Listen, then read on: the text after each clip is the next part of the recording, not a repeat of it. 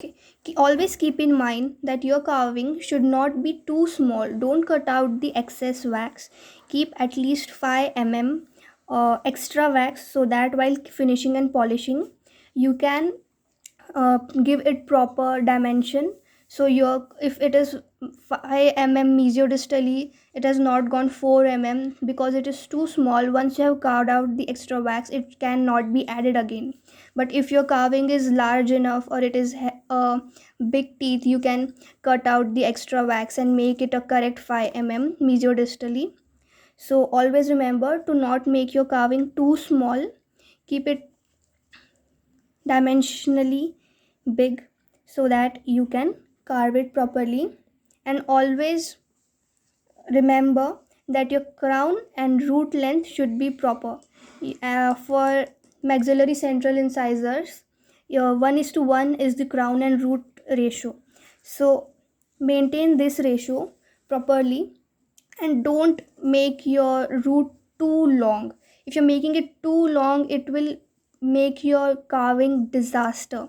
So always while you're carving your teeth, so if it is, your root is 10 mm, keep it 8 mm, and only carve 8 mm of your root, and excess 2 mm you will do in your finishing and polishing.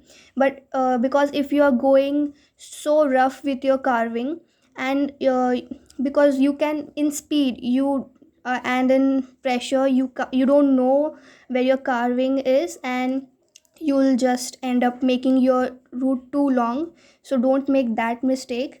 And after making your root too long, some people, or I in my exams, make a bulge while making root. Like, here is a bulge, you can see here, because my root length what I was supposed to carve was only 1, and I took it till 12 mm. So don't make that mistake in your carving. And yeah, remember to carve all the developmental grooves in your carving, mesial and distal slope length, and which slope should be the long and which slope should be short. You should always keep that in mind. And always hold your teeth upside down while carving, because no, that will give you the minimal chances of your teeth breaking. If you're holding it like this, and if you start carving, that pressure can go to this tip and you can break off your teeth. So always hold it upside down like this.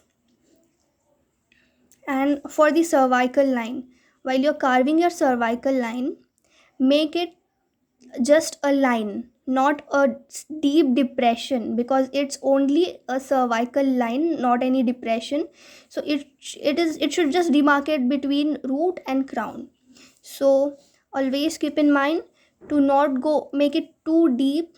Just make it a simple line to differentiate between root and crown. And make your root a bit thinner at the side of cervical line, so that your crown bulkiness can be seen easily. Okay.